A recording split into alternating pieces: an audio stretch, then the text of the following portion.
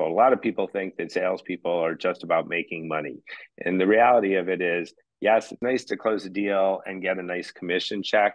But if after the sale, you've got an unhappy customer, as a salesperson, you're, really unhappy. So, getting that both enthusiasm for closing the deal and for winning, but also combine that with the human side of how do I make my customer successful? I think that's really the biggest asset of all.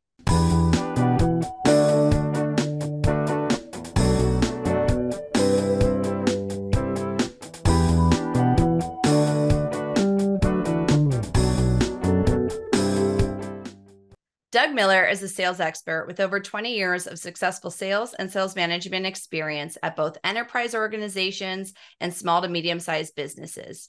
At this point in his career, he now functions as an outsourced senior vice president of sales as the CEO of SaylzeVP. Sales is spelled SaylzeVP.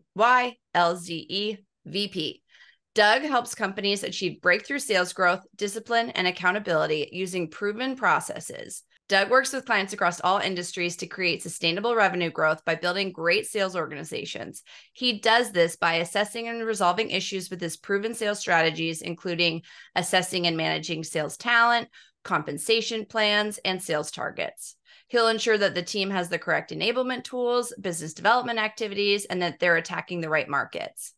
I met Doug recently, and every time we chat, we get sucked into the sales conversation vortex, and it's so much fun. His experience is fascinating, and what he's doing now is really inspiring and interesting. I'm excited that we met, and I'm looking forward to today's conversation. So without further ado, Doug, welcome to Prospecting on Purpose. Thanks, Sarah. It's so nice to be here.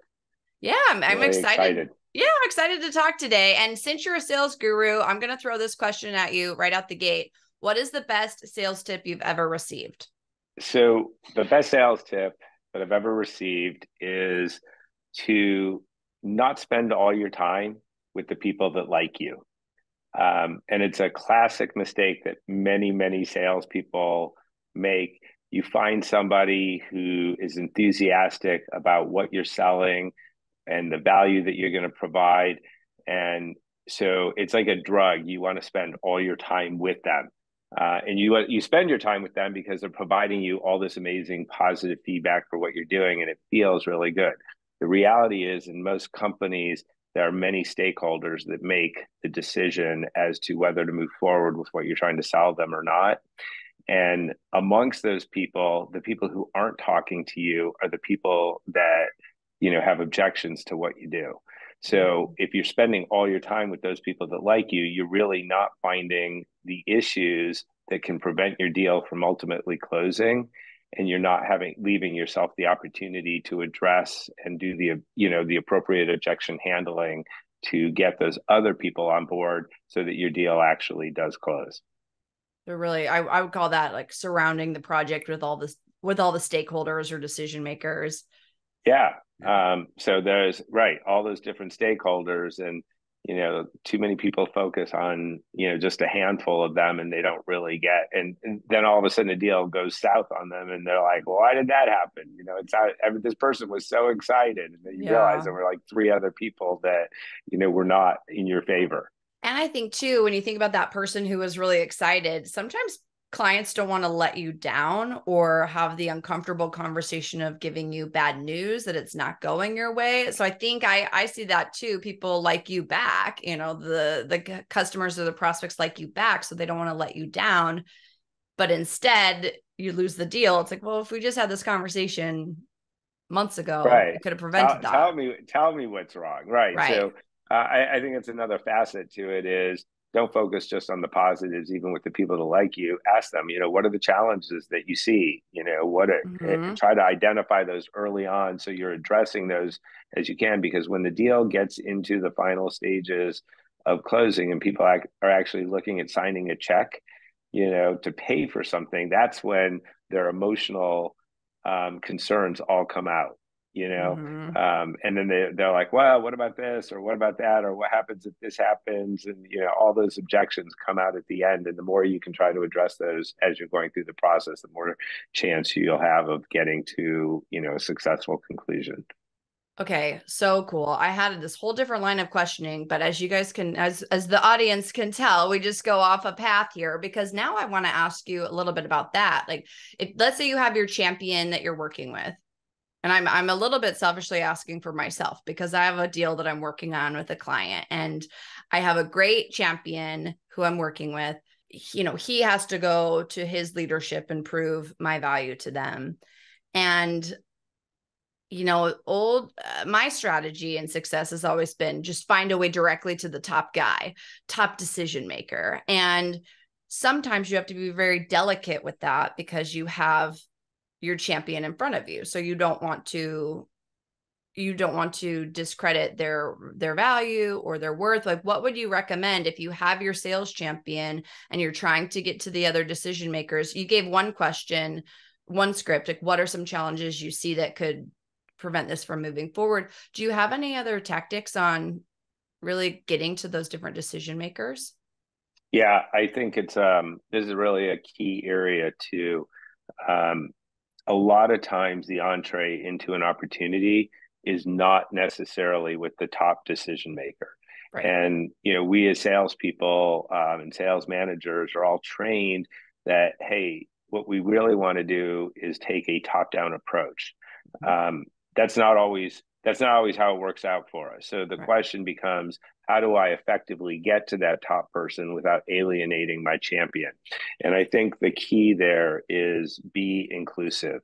If you ask somebody to introduce you to their boss, you know, because that's the person that you think is the key decision maker, that has the risk of feeling like you're trying to skip level that person Yeah. or diminish their value or their importance to the process.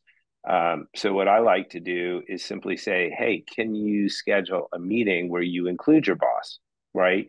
Because that automatically validates that that person should be at the table and included in the conversation. So I think including your champion and not making them feel threatened by introducing their boss. Also, having a discussion with them about how that meeting is going to go. What are you going to say? So that that person can actually promote that meeting to, you know, the key decision maker. Right. Because, and there's a lot of ways where you can make that sales champion look great to their boss too, if you do the prep ahead Exactly. of time. Yeah. So that's another key thing is really complimenting the person you've been working with on how well they've been handling the process and what a pleasure it's been to work with them.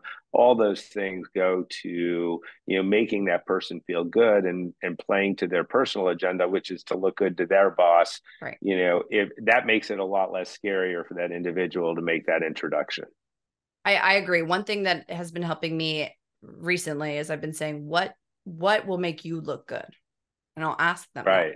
And Yeah. sometimes it's very direct because it's just easier to be direct sometimes. Yeah, I mean, people want, you know, I mean, a lot of times these are big decisions for people. I mean, I was selling, you know, my career has been focused on selling enterprise software. You know, it's a significant expense to the business, both for the software as well as the implementation process. And, you know, there are people that actually lose their jobs when these projects, you know, if these projects go south. So they're nervous about it, they're anxious, they know they need to do it, but choosing the right supplier or business partner is absolutely critical to their success, you know, and they know that if there's a bad decision made and they were leading the process, that that can reflect really poorly on them. Ooh, okay. Let's get into. So, my first question I was originally going to ask you is to explain a little bit about your background in sales leadership, because I know you've worked for very well-known big companies and then medium to small size companies in C-suite roles. Can you give a little orientation on your background before we get into some of these like implementation and accountability conversations? Sure, I'd love to. So, I have been in sales leadership at very large software companies like Oracle. I led a regional team at Oracle, and I've also spent a lot of time at, you know, small to medium sized software companies. Lots of them with some very memorable but fun names like Red Pepper Software and Blue Ooh. Martini, which were some time ago. But I worked, and then more recently, I worked at a company called Logistics Technologies and Jagger. And each of them sold, interestingly, a different class of enterprise software. So I've sold everything from enterprise resource planning systems to supply chain optimization, contract management, procurement, and CRM and marketing automation. So really, from my perspective, the class of software hasn't really pigeonholed me into, one track, but I've really had a broad experience, which has interestingly introduced me to a number of the different sides of businesses because these solutions have been used by procurement or sales or the contract team. So it's been really an exploration of business across all the different functions. All from a software and support standpoint. Can you give Right. a definition of what enterprise software means if people aren't familiar with that term? Sure. Enterprise software is software that a company uses that typically impacts multiple areas of the business. And it is something that needs to be on a platform that's scalable so it can handle everything from small to medium sized businesses up to your very largest enterprises. And usually nowadays, I sold software in the day where we sold perpetual licenses and it was all Mm-hmm. installed on premise. Today everything's in the cloud and Mm-hmm. it's all subscription based, so there's been a large economic shift in how people buy software as well. But when you're looking at an enterprise, a lot of times these are companies that have global locations or at least multiple locations. They may have a plant, distribution centers, corporate offices, and so on. And so the software needs to span across all of those different entities. Okay, excellent description. Thank you. I think that helped. Sure. That helped really level set the scale of the importance of it as well, because I think it's interesting you're talking about these different areas. And when you and I speak, it's fun because there are so many different areas of sales too.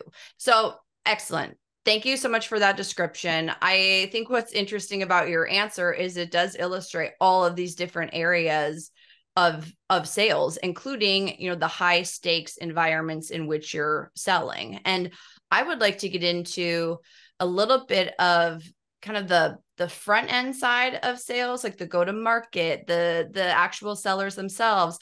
And then I'd also like to pivot to some of the more implementation, management, accountability, motivating, because I know that's where your skill set lies. And that's an area that I'm not focusing on in my business, but I want to learn more about. So maybe let's start from there in terms of selling and like the sales teams that you've led.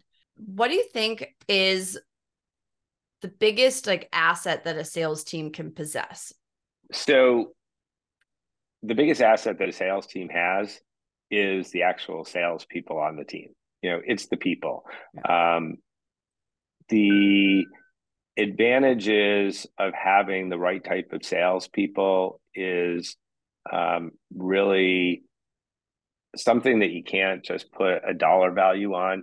The individuals need to be motivated both to be successful as well as they need to be motivated by, I think the best term to describe it is customer success. Right. It's really twofold. A lot of people think that salespeople are just about making money. And the reality of it is, yes, it's nice to it's nice to close a deal and get a nice commission check. But if after the sale, you've got an unhappy customer, as a salesperson, you're, really unhappy. So, getting that both enthusiasm for closing the deal and for winning, but also combine that with the human side of how do I make my customer successful? I think that's really the biggest asset of all. Do you find, and sorry to go down this line of questioning, but I had an experience recently where I bought a software package. I was very, it's kind of the typical, there's a a lead gen, I got a call with sales, I got kicked over to customer support. And now when I have problems, I have to wait 24 hours for the chat response. And I was very clear with this gentleman about what I was looking for. He sold me a bill of goods. And then when I got into it, nothing in the software was what I needed. It was all like, oop, nope, you got to upgrade that. Oop, nope, you got to upgrade that. And I was really frustrated. And I messaged their tech support and I CC'd him on it. And I said, hey, I just have to tell you, this is like the sixth thing that I've been over promised and under delivered.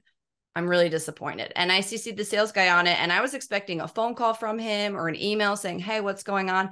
None of that happened. And it's, maybe right now in his eyes, I'm a little fish, but I'm never going to recommend that software to anyone. Like, I'm actively looking to go do a different software platform because of the experience. So I think that customer success means a lot. And I don't know if that's, I don't know why he didn't call me back, I guess is one of the answers. And I don't know if that's maybe he's just not motivated. He's not accountable. I don't know, but it rubbed me the wrong way. And I would never treat someone that way on the other side. So in terms of motivating accountability, software sales, do you find that in SaaS, the software as a service model, once the deal's closed, it might be different from your experience because it's enterprise level, but how are they staying engaged with their clients after the fact? Yeah, so you're bringing up one of the biggest challenges in sales in general. Also, I think software is an interesting area of sales specifically. One thing I can say about having spent the majority of my career in enterprise software sales is that customers' expectations of how software will work typically exceeds what it may be capable of delivering. Mm-hmm. And there are lots of nuances. In some ways, it will exceed their expectations. In other ways, they're used to doing their job a certain way, and they have an expectation of being able to do things a certain way. And a lot of times, what they're trying to do, the software is capable of doing, but they have to modify their approach. And modifying their approach is not something that they're like, well, wait, I want it to work the way I expected it to work. So there is a lot of expectation setting and working with people to, go through some process re-engineering. Your experience in particular is one that somebody didn't necessarily walk through what your process was and how you would do your job. Yeah. Once you started doing it with the software. I will say in the world that I came from, we spend a lot of time doing demonstrations of software and actually taking a customer's process and showing them how it's going to play out when they implement, this new product that they're buying, right? So the fact that I think in commercial off-the-shelf software that is for the consumer or for a small business, sometimes those resources is not as plentiful to be able to do the same level of demonstration and walkthrough and customized approach that is taken with larger businesses, and that can be a disadvantage because all of a sudden you get to it and you're like, okay, I thought I could do this, or I thought I could do it this way, and all of a sudden you've got to modify how you're doing it. The fact that, there should be a support person that you should be able to go to that will help you through that process. The fact that the salesperson never called you back, if you called him, I would say that's not particularly good practice on the salesperson's part because he's left you hanging and he's left you susceptible now to feeling badly. I always found and recommend to my team, like, look, if you have an unhappy customer, don't run and hide from them. Actually pick up the phone and take the time to talk to them because a lot of times their problems are solvable, but they're frustrated and that frustration is real. One of the other is funny, the other sort of sales tip that I would say, and this applies not just to enterprise software, but any business, is people would always say, well, I'll never satisfy that customer, right? And I always look at it, and somebody once said to me, and I take it to heart, and that is, I've never known a customer that wanted to be unhappy, right? I There love is no that. such thing, right? So if a customer is complaining or upset, it's because they have a genuine problem, right? They would love to be wowed by what they bought, like anybody would, right? So the key is to try to understand what the root cause of that unhappiness is and help them through it. A lot of times it's not that, it's not the software or the product that they bought. It's just that they don't know how to use it properly or how to apply it to the problem that they're trying to solve. And if you can help them make that connection or get them to the right person who can do it, it's not always the salesperson who's going to solve the problem, but the customer wants that salesperson to connect them with the resolution. Mm-hmm. The key thing is that they're going to always come back to the salesperson because it was the salesperson that made the promise to them. You're making that promise on behalf of your company, and you're hoping your company and anticipating that your company is going to support, that those commitments that you've made. And your sense that, the salesperson sold you a bill of goods, that's the worst reputation of the salesperson, right? We don't want that reputation. Well, and it's like, if he called me, I would have said, hey, here's what I laid out, what I was expecting. If he would have just asked me certain questions, I think he would have uncovered what I needed, but he didn't really ask me anything. And that's the feedback I would give him had he called me back. I'm nice. I would never be a jerk. I mean, I can be, but for the most part, I'm nice. And I would use it as a teachable moment for both of us, now right. I'm on the side of the customer where I'm buying stuff, and maybe I need to ask more specific questions. So it's a teachable moment for both of us, but he didn't choose to do it. It's okay. We're moving on, but so come on, man. So anyway, I appreciate that, because I think when I think about fear of upset customers, it seems like you probably have experienced a lot of difficult conversations as leadership. I'm imagining you get pulled into when the problems get a lot bigger than when they're, little Goliath and an egg, or not Goliath, little Godzilla is an egg, and now he's baby Godzilla, and now he's giant Godzilla. It's harder to kill giant Godzilla, so I like to kill the problem when it's smaller. How would you suggest people navigate difficult conversations? I really like the script of, I've never met a customer who wants to be unhappy, and that they're the point person to solve and connect them to the resolution. Any other tips you'd have for difficult conversations? Yeah. Number one is that you've got to listen to your customer. You have to hear their pain, and you have to understand. I mean, they had a pain to begin with that you're supposed to be solving, or they wouldn't have spent money with you. From a business perspective, money gets spent to solve problems, right?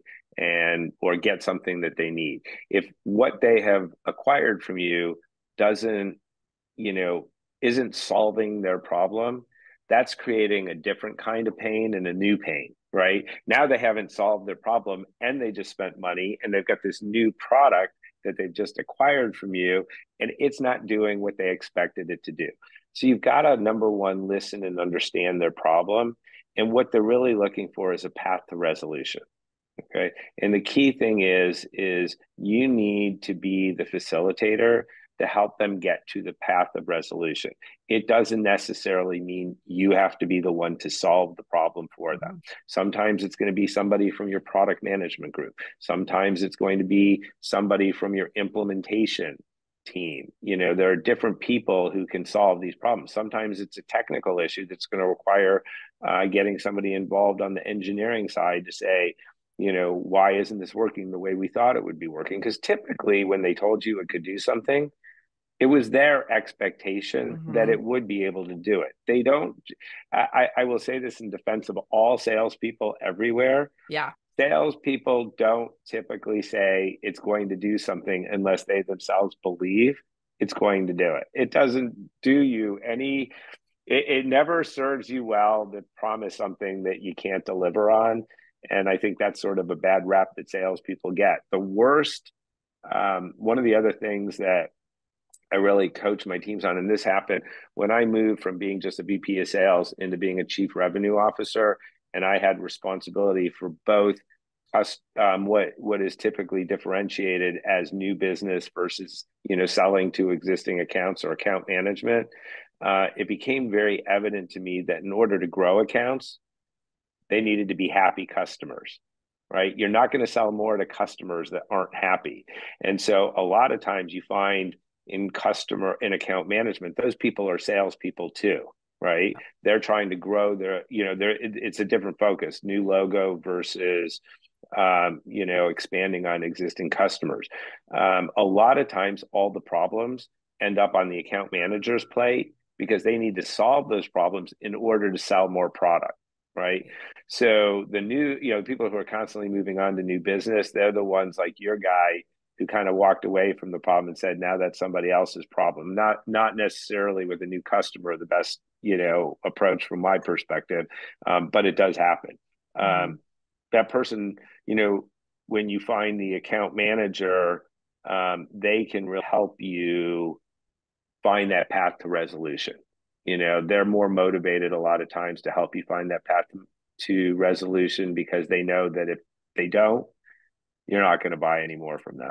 Right. Okay. That was a very helpful description. And I would like to talk a little bit about the business development as opposed to account management, because tell me if you disagree, but I would bucket that as like hunters looking for new business as opposed to farmers who are managing accounts and then getting deeper in their existing accounts. Would you agree with the hunter farmer terms? Yeah. I will tell you that when I moved into managing account management, I realized at that point in my career that the term hunter farmer really belittles the person who's doing the account management, because farming sounds more like like an easier job than hunting, right? And so we kind of put these new logo salespeople on a pedestal, and we forget the challenges that the account management side has. What I will tell you is that, and I wish I had a statistic off the top of my head for this, but it would be interesting follow-up to find out. Across all businesses, though, what I've seen is that a large percentage of revenue, and sometimes the larger percentage of revenue, is coming from existing customers. Right. Getting them to buy more, to expand. I mean, a lot of times, I don't know if you have used this term in your business, but there's this concept of land and expand, right? Somebody's going to say, okay, I'm going to buy this product for one plant, and if it works and I'm satisfied, I have 10 other plants that I can roll this out to. So, your success in that first plant means there's 9 other opportunities. But as the new logo rep, typically that opportunity will get passed off to an account manager who will take responsibility for selling the other 9 accounts. Well, that's 9 times the value of what the initial sale was, right? So, granted, they're not having to make that initial sale. But interestingly enough, each one of those plants is going to have their own unique requirements and their own set of stakeholders. So in many ways, they are, not as dissimilar from a new logo sale as people think they are. So I'm just throwing a bone out there to everybody who's managing. Yeah, I like that because, and if you're a strategic account manager too, you're hunting within your account. Exactly. Yeah. And that's a really key thing is, you hire these uber professional salespeople who are accustomed to working across very large organizations and different divisions. A lot of these companies that are divisions of larger companies have autonomous decision process, right? So they don't necessarily have to follow suit with what their counterparts did because their business model is different. Their products that may be coming out of that facility may be different. So what they're doing may have just a completely different set of requirements than somebody else in the same company that you sold to previously. So really interesting business model. Well, and I think when you think about the skill sets that are required from, hunters, new business development, as opposed to account management, a good sales team needs the skills of both types of people. Absolutely. So one of the things that I will just admit I was weak at was some of the CRM stuff. Like I really love to find new customers, get the value in the product, get them over the finish line. I would never leave them hanging ever because I know how to connect the dots, but like the CRM side of it, some of the more like back-end organization side, I would say that would be not my strong suit. So I'd like to spend a little bit of time on that part of it, because there's a lot that salespeople are juggling. There's a lot of moving parts and pieces, leadership and pipeline management and product management. Like, you need that to be updated. Can we talk a little bit about the implementation side? Now we have our team. It's a mix of all the skill sets. How do we get that team to really meet their goals using some of your implementation tools? Sure. So, number one, for anybody who doesn't know, maybe we should define what CRM is. CRM is customer relationship management. And typically the part for sales is, the biggest one out there is Salesforce. And it's that system that, really keeps track of everything from your leads, and the conversion of those leads to opportunities, and then how that opportunity progresses through the various sales stages. And salespeople are supposed to utilize that tool to kind of report all of their sales activity in one place. So who the various contacts are in that account. You can set up contacts. You can go ahead and identify qualification information about it. It tracks your emails. You should log your calls. So all the activity the salesperson does day to day should be recorded in that CRM system. When CRM systems were new, I was around. I was at a company and they implemented Salesforce, and the CEO of the company said, everybody needs to start using this tool. And I was the top salesperson, and I was a bit arrogant, probably what would be known as the Lone Ranger. And I was like, look, this tool is for you. This is not going to help me close business. I'm not doing this. And the CEO of the company said, well, if you're not interested in doing this, he said, you might want to look for a new job. And I was like, okay, I can do this. And, so I went from that person who was completely averse to doing it, to being a huge promoter of utilizing a CRM. Honestly, any company that is not tracking their sales opportunity is missing an opportunity to really be able to evaluate the opportunities that they're in. If you don't have that information available to you, even as an individual contributor salesperson, you are working multiple opportunities. And there are key metrics about that opportunity that you will not have visibility to if you're not tracking. Like, how long has that sales cycle been in process? A salesperson can blink and that sales opportunity may be 3 months old and it really hasn't moved forward very much. Well, that might be a key indicator that you're spending time doing the wrong things in that opportunity, that it's not progressing, or maybe it's an opportunity that you shouldn't be investing your time in anymore because it's not moving forward. Being able to build out a map of your stakeholders. If you don't put who your contacts are in that account, you can't start to break it down and say, okay, here are the various people that I'm working with, and what are the various roles and how are they connected to one another. So being able to utilize technology to help you sell better is what CRM is all about. And there's advantages then from a management standpoint too. Most sales environments that you're in, you need to somehow or another keep your managers up to date in terms of your activity. What I found was that when I started to really keep all that information in Salesforce, the number of times my manager would call me to ask me about what was going on went way down, because they could go into the system and look at it. And vice versa, if I'm a manager, if I have a sales team that is doing a great job keeping that information in there, I may be answerable. Sales, you got these different levels, right? You can be a VP of sales, you can have an SVP of sales, you can have a chief revenue officer, really depends upon how big the company is. But as you move up that chain, the more information that's already in the system, the less these individuals at each level have to call the people on their teams to get that information. It all trickles back down to the individual salesperson to say, what's going on in this opportunity? Right. The key to me from a salesperson's perspective, to make it, some salespeople will spend their whole day and say, well, I don't really have time to be able to update the CRM. And then I come back and it's like this whole other task. And they kind of look at it like doing expense reports, right? And I always equate it to that because I always hated doing my expense reports. But the reality is the more you learn to work in your CRM, the better it is. So I would take my notes electronically and then I could just copy and paste them in. I didn't have to rewrite all of them.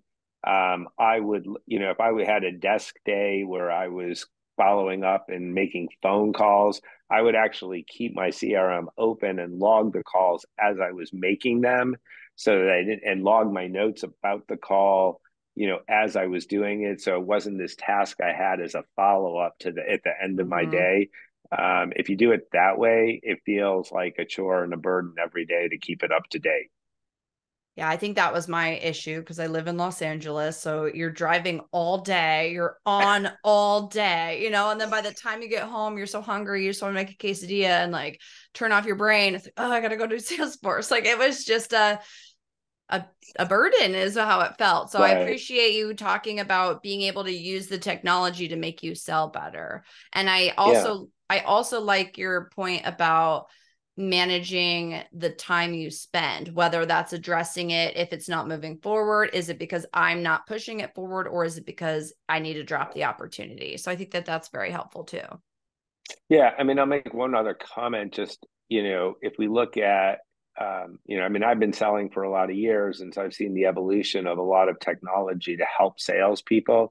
The reality of it is salespeople today have the advantage of much more sophisticated tools to help them record that information. Yeah. So there are tools that will actually, transcribe your calls that you can use while you're on a phone call, right? So I don't have to, try to write all that up after my call. I can just, use a transcription. There are new tools out there like Gong. If your company is using a tool like Gong, not to do a commercial for them, but they automatically record all my calls and do, use AI to identify, did I cover the right topics in my calls? Am I talking more than I'm listening? I mean, there's all kinds of tremendous metrics that these technologies provide. And what I recommend to salespeople is embrace the technology. It's there to help you. Sometimes people feel like it's Big Brother watching, but that's not really the objective of most of the sales tools that are available today. That's a great positive spin on it. And I've never heard of Gong. I'm like, ooh, that's, I don't know, the talking more than listening. It's like, ooh, I don't know if I'd want to know.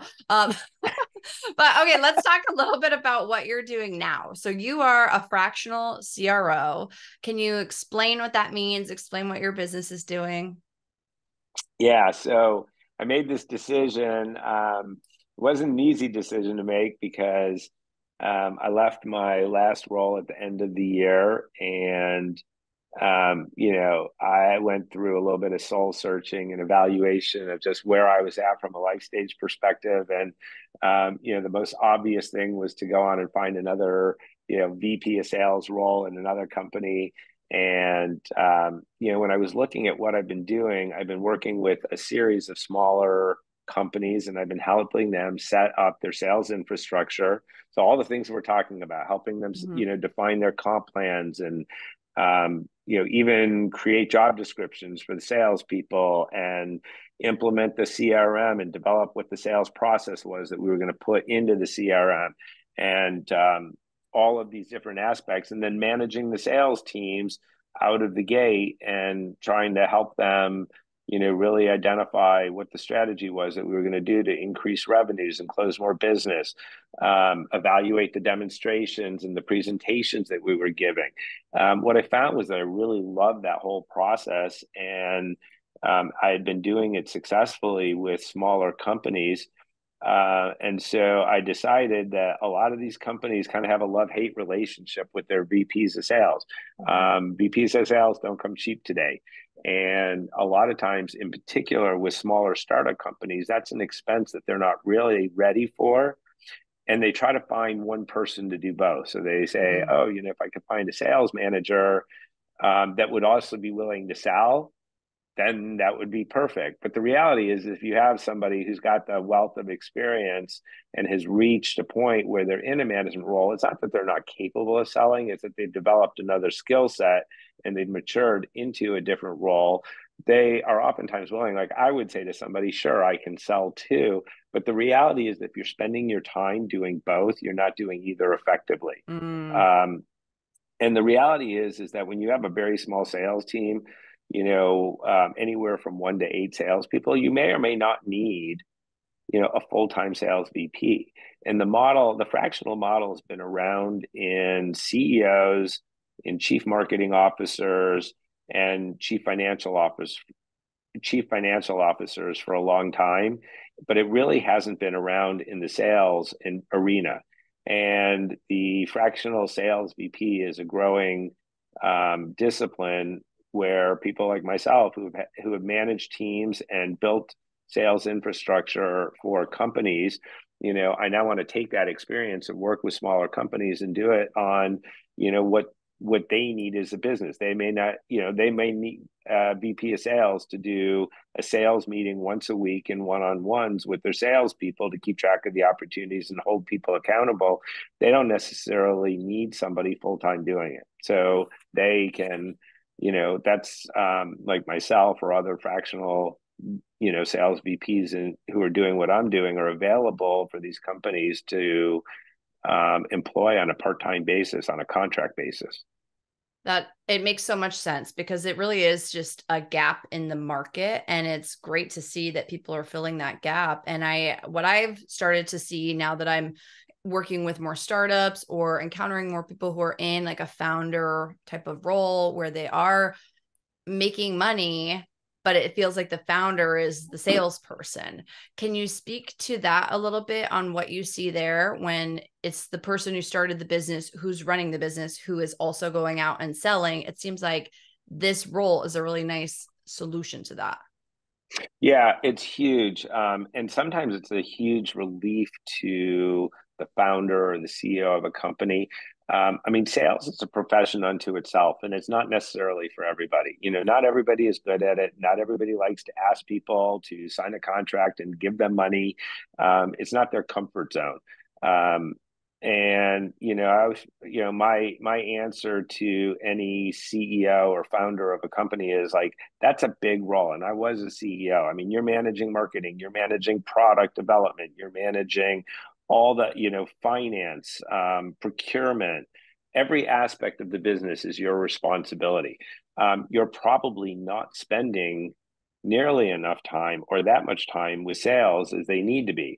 So getting somebody on your side that's focused on it. I mean, like, if a CEO is spending half a day a week and they hire a fractional sales VP for 1 to 2 days a week, that's anywhere from 2x to 4x the amount of time that they're currently spending with sales. Mm. And so there's a lot more benefit that the sales team is going to get out of having somebody to go to. And now, instead of having to work directly with the salespeople, you kind of have your eyes and ears, on your sales organization to make sure they're executing what, you think they should be doing without having to, invest the same amount of time. So I think that's huge. The other key thing that I would say, just to clarify what the role is, a lot of people say, oh, you're a consultant. And I'm like, no, I'm not really a consultant, because to me, a consultant comes in and comes up with a strategy and a direction and maps that out for a business and then hands them the playbook or the roadmap for, how to go about doing it. And the people who are actually going to be the executioners of that strategy that the consultant came in and did are actually people who are at the company. Mm-hmm. That's not the role I play. I actually come in and am the sales VP for a company. So hands-on managing the salespeople, helping them manage, and review their opportunities, helping them identify what the right strategy is. It's a sounding board. A lot of these people can, have done it for years and can come up with it on their own. But, getting a second, having somebody to go to that understands what they're going through and being able to strategize and to have somebody to bounce ideas off of is typically something that most salespeople really appreciate.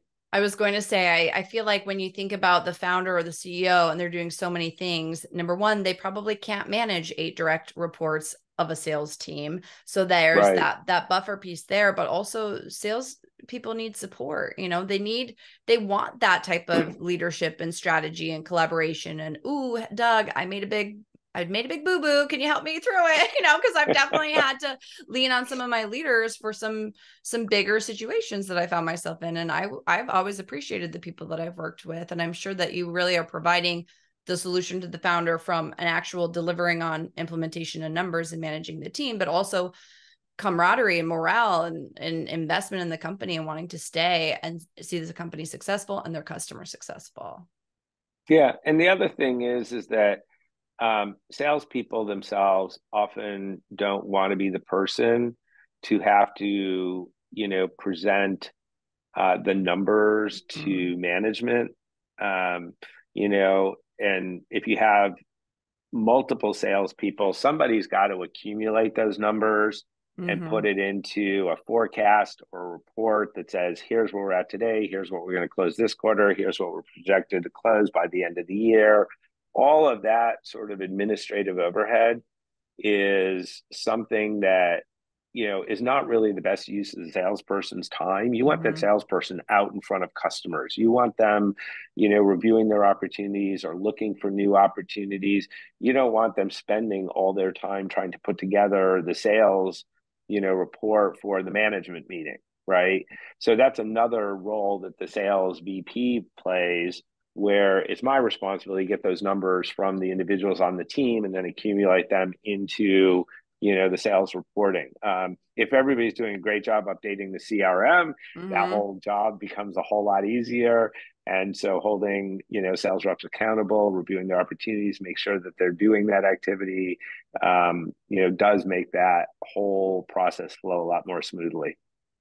Let's talk about accountability a little bit and Doug, we can kind of maybe go 5-10 more minutes if that's okay with you. Sure. I know we're at time, but we can bring her around.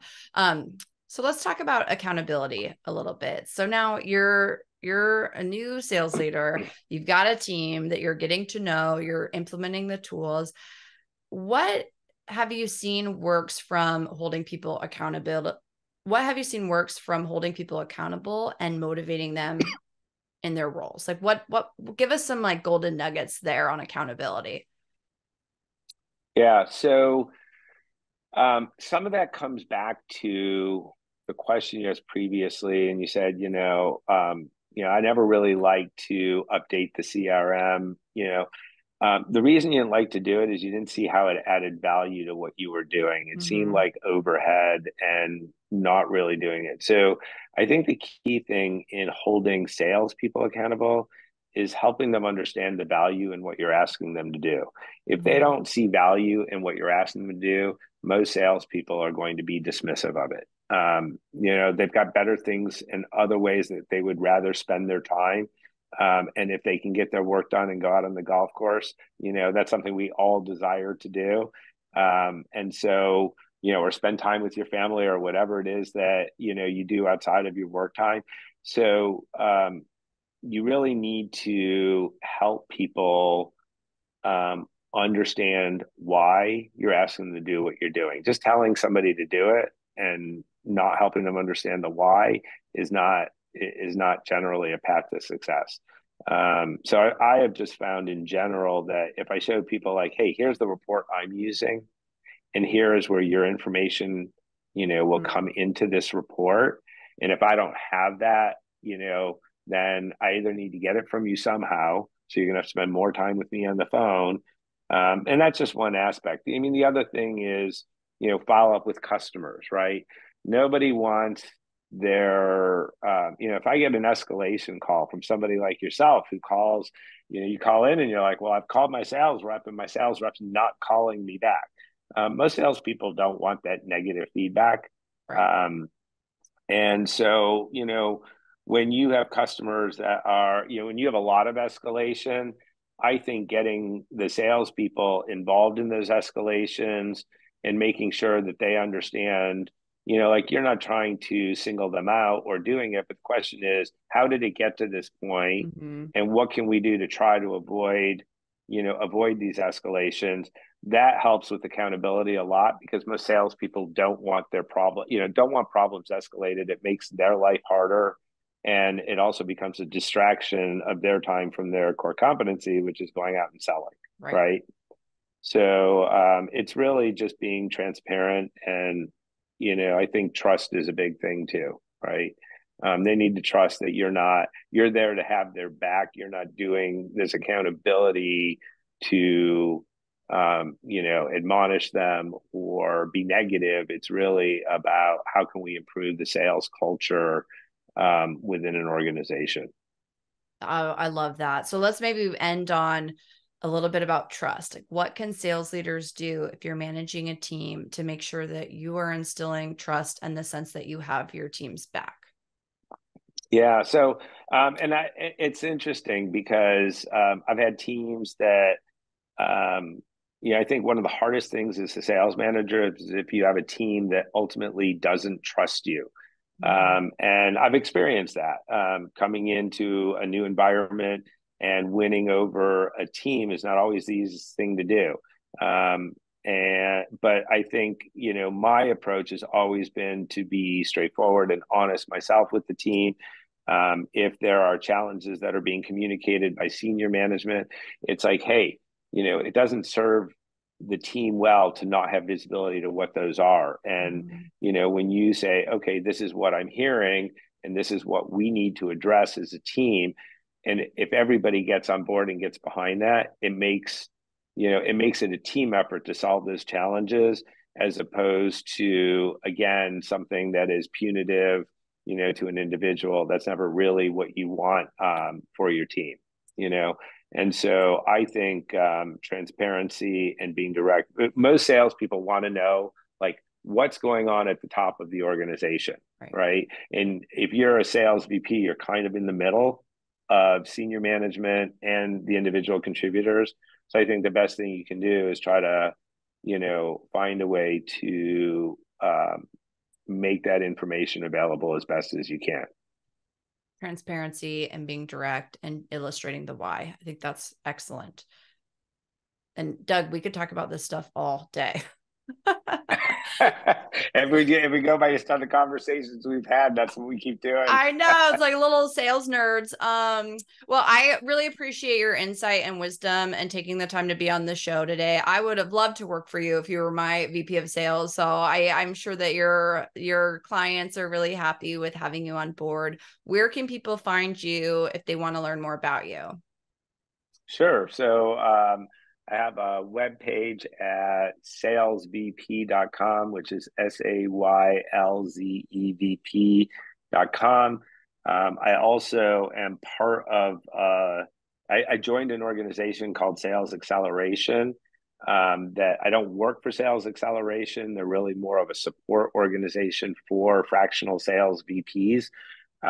So depending upon where the company is located, if they are looking for somebody that is local and can be on site, I'm in the Chicago area, but Sales Acceleration has sales advisors like myself that are all over the country. So, if somebody wants somebody virtually, I've